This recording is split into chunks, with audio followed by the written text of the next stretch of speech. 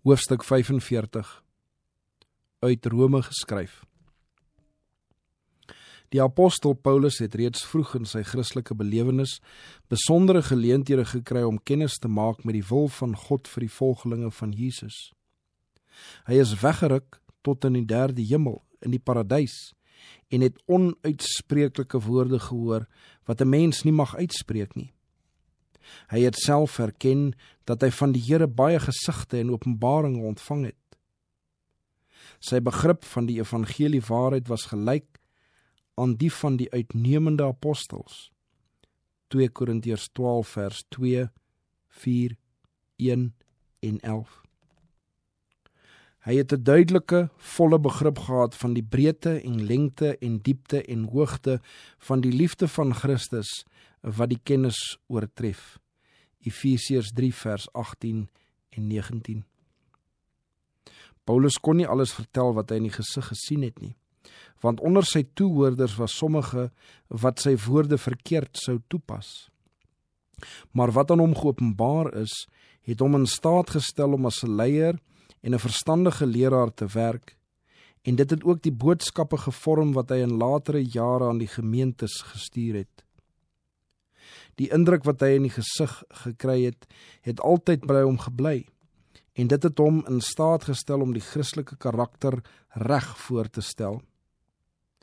Skriftelik en mondelings het hy 'n boodskap verkondig wat van daardie tyd af tot nou toe aan die gemeente van God hulp en krag verleen het. Aan die hedendaagse gelowiges spreek hierdie boodskap duidelik van die gevare wat die kerk sal bedreig en van die valse leer waarmee hulle te doene sal kry.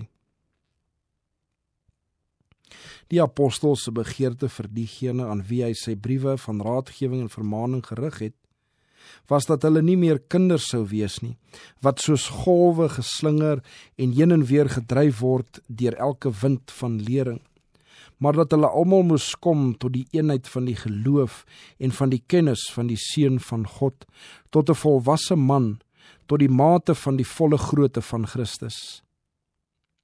Hy het die volgelinge van Jesus in heidense gemeenskappe gesmeek om nie meer te wandel, soos die ander heidene ook wandel in die verdwaasheid van hulle gemoed nie.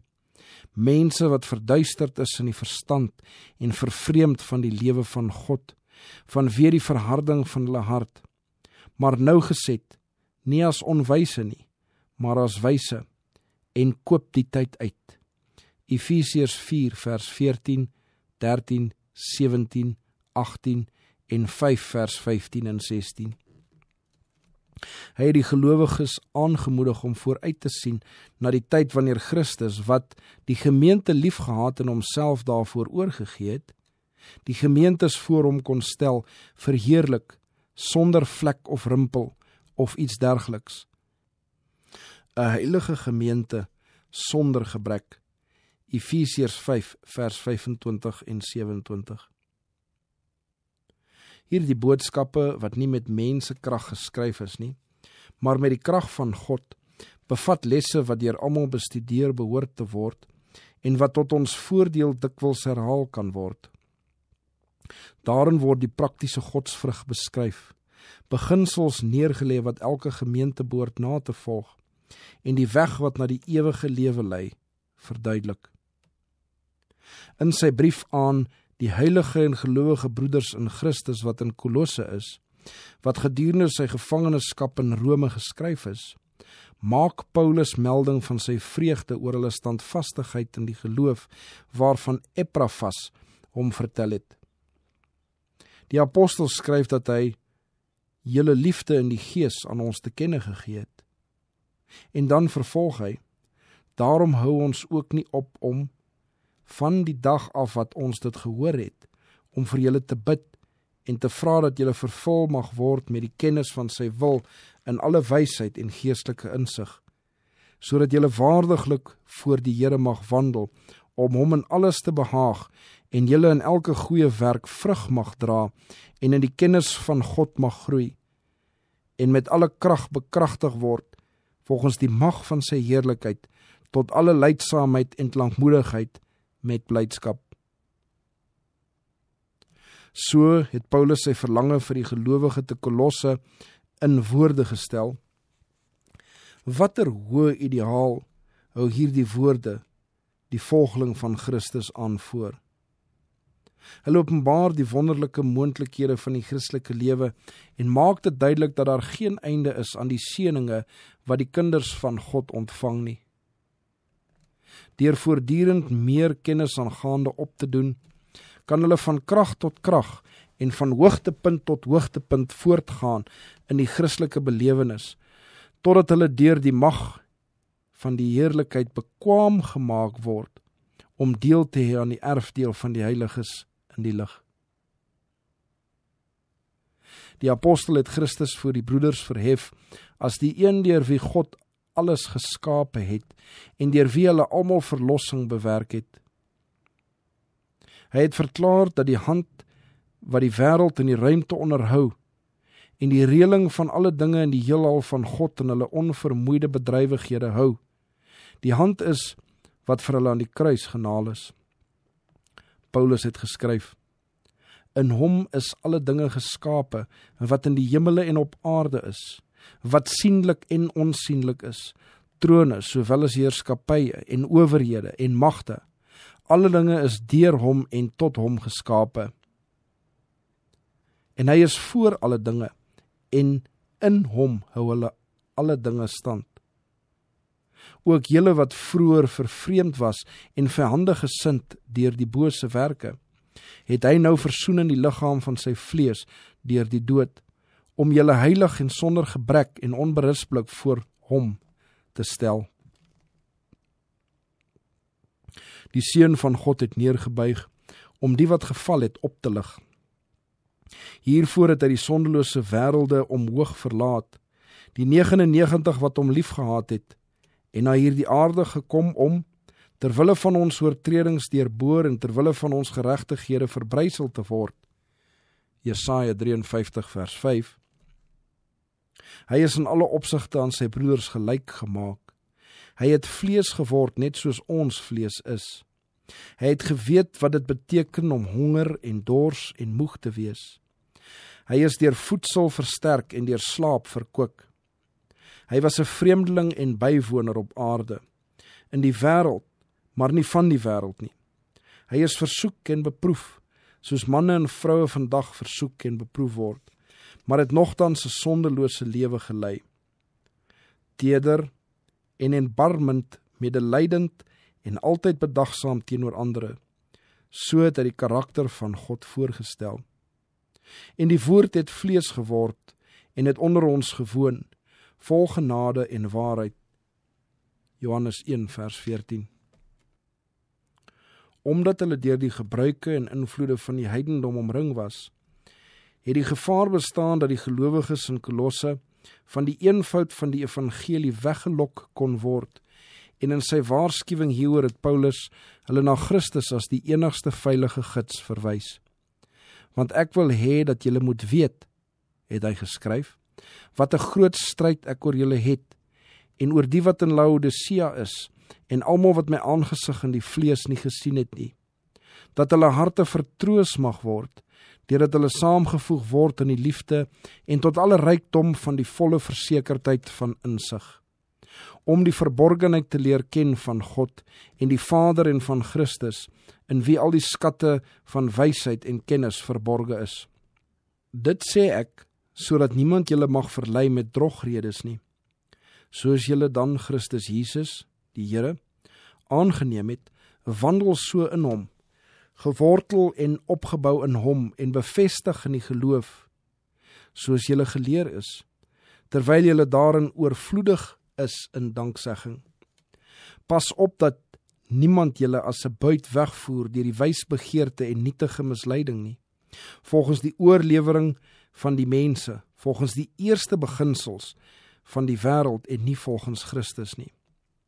Want in hom woon al die volheid van die Godheid liggaamlik, en julle het die volheid in hom, wat die hoof is van alle owerheid en mag. Christus het voorspel dat bedrieërs sou opstaan en dat die ongeregtigheid weens hulle invloed vermeerder sou word en dat die liefde van die mense sou verkoel, Matteus 24 vers 12. Hy het die disippels gewaarsku dat die kerk deur daardie ewel aan groote gevaar blootgestel sou word as deur vervolging van sy vyande. Keer op keer het Paulus die gelowiges teen daardie valse leraars gewaarsku. Hulle moes bo alles teen daardie gevaar waak, want deur valse leraars te ontvang, sou hulle die deur vir dwalinge oopstel, waardeur die vyande hulle geestelike insig sou verstomp, en die vertroue van die nuwe gelowiges in die evangelie sou laat wankel. Christus was die maatstaf waarvolgens hulle die aangebode leerstellings moes meet. Alles wat nie met sy leer ooreengestem het nie, moes verwerp word. Christus vir die sonde gekruisig, Christus uit die dode opgestaan, Christus na die hemel opgevaar. Dit was die verlossingswetenskap wat hulle moes leer en verkondig. Die waarskuwings van die woord van God aangaande die gevare wat die Christelike kerk omring, is vir ons van vandag, net soos mense in die apostelse tyd geprobeer het, om geloof in die skrifte deur middel van die oorlewering en die filosofie te vernietig. So trag die vyand van geregtigheid in ons tyd om siele deur middel van aangename idees van die hoër kritiek, evolusie, spiritisme, teosofie en pantheïsme op verbode paaie te lei. Vir vele is die Bybel 'n lamp sonder olie, omdat hulle gedagtes op die gebied van spekulatiewe geloof begeef het, wat misverstand en verwarring veroorsaak. Deur middel van sy ontleding, veronderstelling en heropbouing vernietig die hoër kritiek geloof in die Bybel as 'n goddelike openbaring. Dit ontneem Gods woord die mag om menslike lewens te beheers, op te hef en te besiel. Deur spiritualisme word vele geleer dat begeerlikheid die hoogste wet is, dat losbandigheid vryheid is, en dat die mens aan niemand anders as homself verantwoording hoef te doen nie. Die volgeling van Christus sal die drogreders teekom waarteen die apostel die gelowiges te Kolosse gewaarsku het. Hy sal spiritualistiese vertolking van die Bybel teekom, maar hy moet dit nie aanvaar nie. Hy moet sy stem in duidelike bevestiging van die ewige waarhede van die skrif laat hoor. Met sy oë op Christus gefestig, moet hy doelgerig op die aangewese weg voortbeweeg en alle leerstellings verwerp wat nie met sy leer ooreenstem nie. Die waarheid van God is die onderwerp waaroor hy moet dink en pyns. Hy moet die Bybel as die stem van God ag, wat regstreeks tot hom spreek. So sal hy die goddelike wysheid vind. Die kennis van God, soos dit in Christus geopenbaar word, is die kennis wat elke verloste siel moet hê. Dit is die kennis wat die karakter verander. As dit in die lewe ontvang word, sal dit die siel in die ewebeeld van Christus herskep. Dit is die kennis wat God sy kinders nooi om te ontvang, en alles daarbuite is ydelheid en nietigheid. In elke geslag en in elke land was die ware grondslag vir karakterbou dieselfde. Die beginsels wat in die woord van God bevat word. Die enigste veilige en vaste reël is om te maak soos God gesê het. Die wet van die Here is volmaak, en hy wat hierdie dinge doen, sal nie wankel in ewigheid nie. Psalm 19 vers 8 en 15 vers 5. Dit was met die woord van God dat die disippels die valse teorieë van hulle tyd bekamp het deur te sê, niemand kan 'n ander fundament lê as wat daar gelê is nie. 1 Korintiërs 3 vers 11. Ten tye van hulle bekering en doop by die gelowiges in Kolosse beloof om gelowe en gebruike wat op daardie tyd deel van hulle lewe was, af te skaf en om getrou te wees aan Christus. In sy brief het Paulus hulle daarin herinner en hy het hulle gesmeek om nie te vergeet dat hulle, om hulle belofte te hou, hulle gedurig teen al die ewels moes verset, wat die oorhand oor hulle probeer kry het nie. As julle dan saam met Christus opgewek is, het hy gesê, soek die dinge daarbo waar Christus is en aan die regterhand van God sit. Bedink die dinge wat daarbo is, nie wat op die aarde is nie. Want julle het gesterwe en julle lewe is saam met Christus verborge in God. As iemand in Christus is hy 'n nuwe skepsel. Die ou dinge het verbygegaan. Kyk, dit het alles nuut geword. 2 Korintiërs 5 vers 17. Deur die krag van Christus het manne en vroue die kettinge van sondige gewoontes gebreek. Hulle het selfsug afgesweer.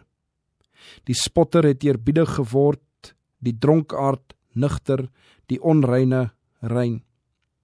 Siele wat die gelykenis van die Satan gedra het, is in die ewebeeld van God verander. Hierdie verandering is op sigself die grootste wonderwerk. Hierdie verandering wat deur die woord verrig word, is een van die diepste verborgenhede van die woord. Ons kan dit nie verstaan nie. Ons kan dit net glo, soos die skrifte verklaar. Dit is Christus onder julle, die hoop van die heerlikheid. Wanneer die Gees van God verstand en hart beheers, sing die bekeerde siel 'n nuwe lied, want hy besef dat die belofte van God in sy belewenis vervul is, dat sy oortreding vergeef, dat sy sonde bedek is. Hy het sy berou teenoor God bewys vir die skending van sy wet en geloof teenoor Christus wat vir die regverdigmaking vir die mens gesterf het. Omdat hy dan uit die geloof geregverdig is, het hy vrede by God en ons Here Jesus Christus. Romeine 5 vers 1. Maar omdat hy dit beleef het, is geen rede vir die Christen om te gaan sit en sy hande te vou, tevrede met wat vir hom verrig is nie. Hy wat hom voorgeneem het om die geestelike koninkryk binne te gaan, sal ontdek dat al die magte en hartstogte van die onbekeerde natuur, deur die magte van die koninkryk van die duisternis gesteen, teen hom gekant is. Elke dag moet hy sy toewyding vernuy, elke dag teen ongeregtigheid stry. Ou gewoontes, oorgeerfde neigings om kwaad te doen, sal stry om die oorhand te verkry, en daarteen moet hy voortdurend waak en in Christus om die oorwinning stry. Maak dood dan julle lede wat op aarde is, het Paulus aan die Kolossense geskryf, waardeur die toorn van God oor die kinders van die ongehoorsaamheid kom, waarin julle ook vroeër gewandel het, toe julle daarin geleef het. Maar nou moet julle ook dit alles aflê, naamlik toorn, woede, boosheid, laster, skandelike taal uit julle mond. Beklee julle dan as uitverkorenes van God, heiliges en geliefdes, met innerlike ontferming, goedertierenheid, nederigheid, sagmoedigheid, lankmoedigheid. Verdra mekaar en vergewe mekaar as die een teen 'n ander klag het, soos Christus julle ook vergeef het, so moet julle ook doen. En beklee julle bo dit alles met die liefde wat die band van die volmaaktheid is. En laat die vrede van God, waartoe julle ook in een liggaam geroep is, in julle harte heers. En wees dankbaar. Die brief van die Kolossense is vol lesse van die grootste waarde vir almal wat in die diens van Christus betrokke is. Lesse wat die doelbewustheid en verhewe oogmerk aanwys, wat gesien sal word in die lewe van hom wat die heiland reg verteenwoordig. Die gelowige sal alles prysgee wat sy vooruitgang na bowe sou verhinder, of wat 'n ander se voete van die enge weg afvallig sou maak, en hy sal in sy alledaagse lewe barmhartigheid, vriendelikheid, nederigheid, sagmoedigheid, verdraagsaamheid en die liefde van Christus aan die dag lê. Ons groot behoefte is aan die krag van 'n hoër, reiner, edeler lewe. Die wêreld neem te veel van ons gedagtes in beslag en die koninkryk van die hemele te min. In sy pogings om die ideale van God vir hom te bereik, moet die Christen oor niks wanhoop nie. Geestelike en sedelike volmaaktheid word deur die genade en krag van Christus aan almal beloof. Jesus is die kragbron, die lewensbron.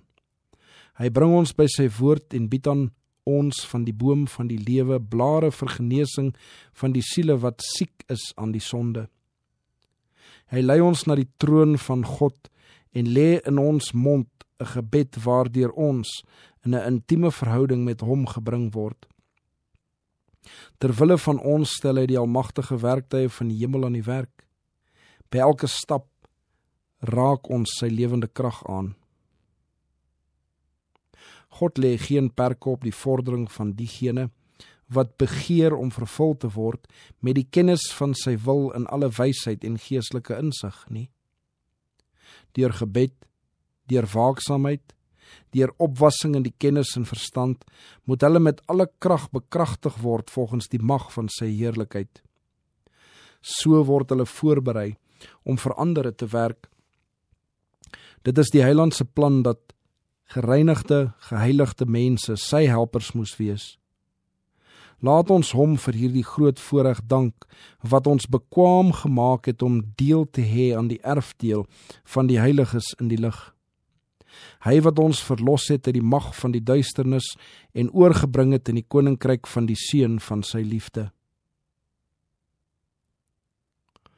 Soos sy brief van die Kolossense, is ook Paulus se brief van die Filippense geskryf, terwyl hy in Rome 'n gevangene was. Die gemeente te Filippi het hy in die hand van Epafroditus aan Paulus geskenke gestuur. Paulus noem hom, my broeder en medewerker en medestryder, julle afgevaardigde en bedienaar van my behoefte. Terwyl hy in Rome was Epafroditus siek tot by die dood, maar God was hom barmhartig, het Paulus geskryf. En nie hom alleen nie, maar ook my, dat ek nie droefheid op droefheid sou hê nie.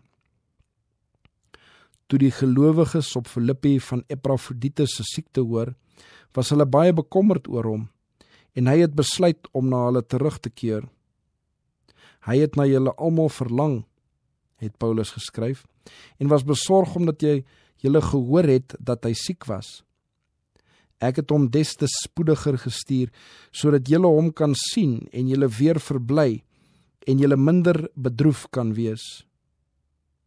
Ontvang hom dan in die Here met alle blydskap en hou sulke manne in eer. Want terwille van die werk van Christus het hy tot naby die dood gekom en sy lewe gewaag om aan te vul wat julle kort gekom het in die diensbetoning aan my. Met Epafroditus het Paulus aan die gelowiges in Filippi 'n brief gestuur, waarin hy hulle bedank het vir hulle geskenke aan hom. Van al die gemeentes was die van Filippi die vrygewigste om aan Paulus se behoeftes te voorsien. Verder het die apostel in sy brief gesê, en julle, Filippense, weet ook dat in die begin van die evangelie, toe ek van Macedonië vertrek het, geen gemeente deel gehad het in my rekening van uitgawes en inkomste nie, behalwe julle alleen.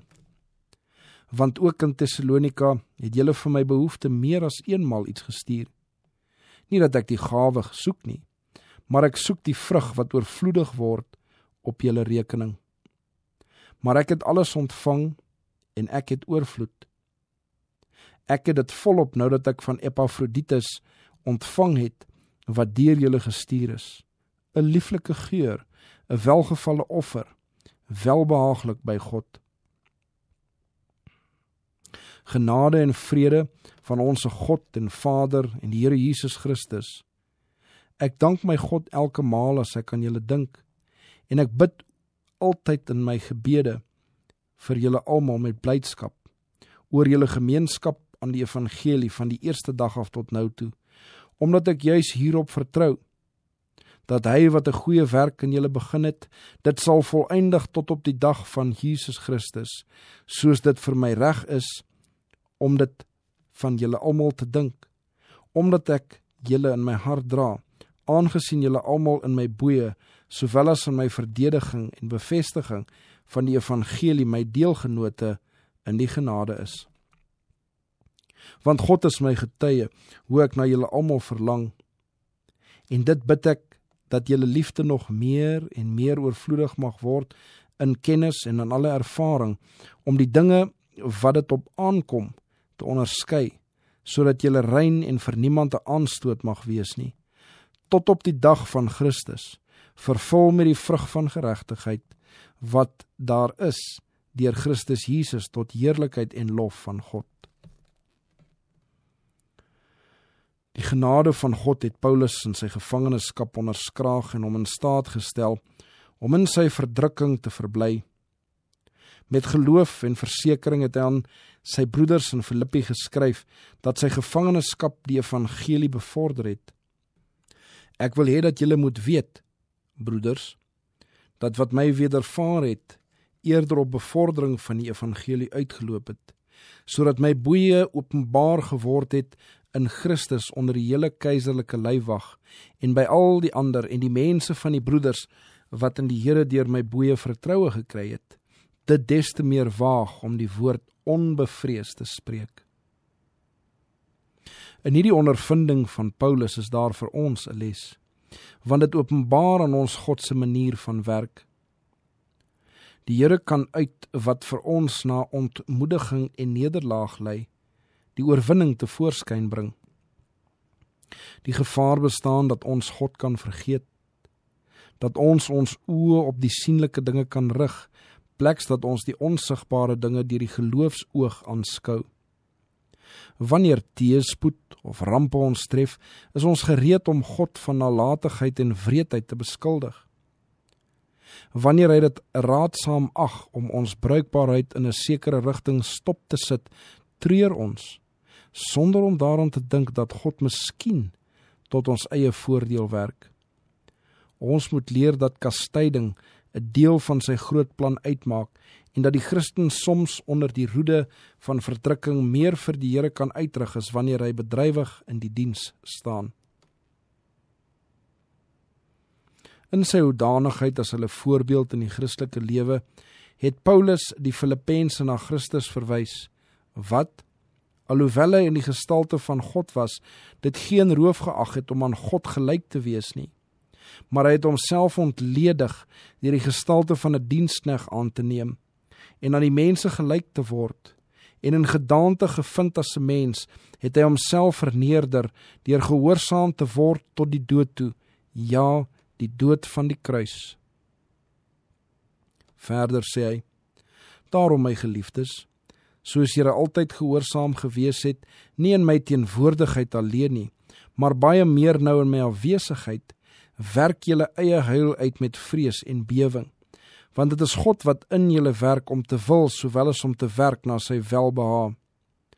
Doen alles sonder murmurering en teespraak, sodat julle onberispelik en opreg kan wees, kinders van God, sonder gebrek te midde van 'n krom en verdraaide geslag, onder wie julle skyn soos ligte in die wêreld, deurdat julle die woord van die lewe vashou en my tot roem in die dag van Christus, dat ek nie verniet geloop of geniet gearbei het nie.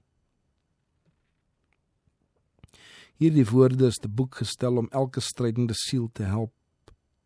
Paulus hou die maatstaf van volmaaktheid voor en hy toon aan hoe dit bereik kan word. Hy sê, werk julle eie heil uit met vrees en bewing, want dit is God wat in julle werk.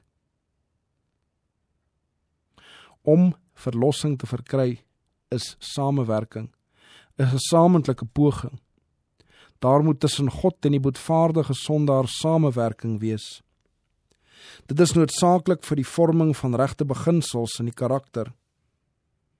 Die mens moet hom ernstig inspann om daardie dinge te oorwin wat verhinder dat hy volmaaktheid bereik. Maar hy is geheel en al van God afhanklik vir sukses. Menslike inspanning is nie alleen voldoende nie. Sonder die hulp van goddelike krag baat dit niks. God werk en die mens werk.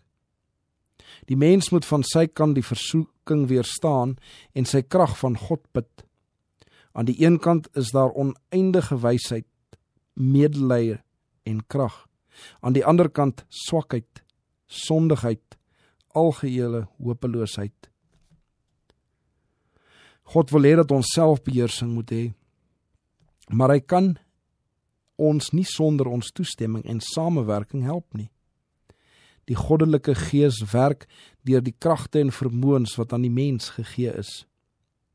Van self is ons nie in staat om die planne, die begeertes en neigings in ooreenstemming met die wil van God te bring nie. Maar as ons gewillig is om gewillig gemaak te word, sal die Heiland dit vir ons verrig, terwyl hy ons planne verbreek en elke skans wat opgewerp word teen die kennis van God en elke gedagte gevangene neem tot die gehoorsaamheid aan Christus. 2 Korintiërs 10 vers 5. Hy wat 'n sterk simmetriese karakter wil ontwikkel, hy wat ewewigtige Christen wil wees, moet vir Christus alles gee en alles doen, want die Heiland sal geen verdeelde diens aanvaar nie.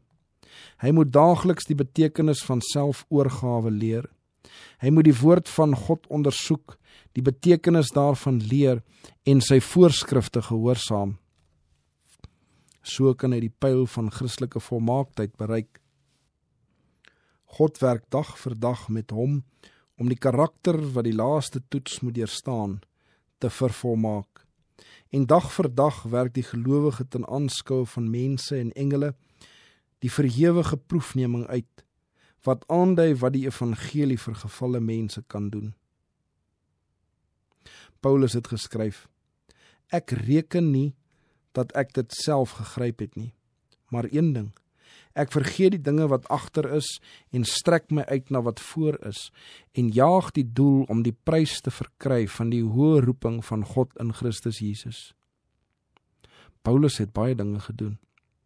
Van die tyd af dat hy sy trou aan Christus toegesê het, was sy lewe die ene onvermoeide diens. Van stad tot stad, van land tot land, het hy gereis en die verhaal van die kruis vertel, bekeerlinge tot die evangelie gemaak en gemeentes gestig. Vir daardie gemeentes het hy voortdurend gesorg, en aan hulle het hy baie briewe geskryf om hulle te onderrig. Soms het hy in sy ambag gewerk om sy daaglikse brood te verdien, maar te midde van al die drukte van sy lewe het Paulus nooit sy een groot doel uit die oog verloor nie, naamlik om die prys van sy hoë roeping na te jaag. Een doel het hy hom altyd voor oë gehou, om getrou te wees aan die een wat hom by die poort van Damaskus aan hom geopenbaar het. Niks het die mag gehad om hom van daardie doel af te trek nie. Om die kruis van Golgotha te verhoog, dit was die alles oorheersende dryfveer wat sy woorde en sy dade besiel het. Die groot doel wat Paulus gedring het om ondanks stryd en moeilikheid voort te gaan, behoort daartoe aanleiding te gee dat elke Christen hom geheel en al aan die diens van God wy. Wêreldse aantreklikhede sal aangebied word om sy aandag van die Heiland af te trek, maar hy moet die doel najaag en aan die wêreld, aan engele en aan mense toon, dat die hoop om God van aangesig tot aangesig te sien, al die inspanning en opoffering loon, wat die vervulling van sy hoop vereis. Alhoewel hy 'n gevangene was Paulus nie mismoedig nie. Inteendeel, daar is in die briewe wat hy uit Rome aan die gemeentes geskryf het, 'n triomfanklike toon gehoor. Aan die Filippense het hy geskryf, verbly julle altyd in die Here, ek herhaal, verbly julle. Wees oor niks besorg nie, maar laat julle begeertes en alles deur gebed en smeking met danksegging bekend word by God. En die vrede van God, wat alle verstand te bowe gaan, sal julle harte en julle sinne bewaar in Christus Jesus. Verder, broeders, alles wat waar is, alles wat eerbaar is, alles wat regverdig is, alles wat rein is, alles wat lieflik is, alles wat loflik is, watter deug en watter lof daar ook mag wees, bedink dit. My God sal elke behoefte van julle vervul na sy rykdom in heerlikheid deur Christus Jesus. Die genade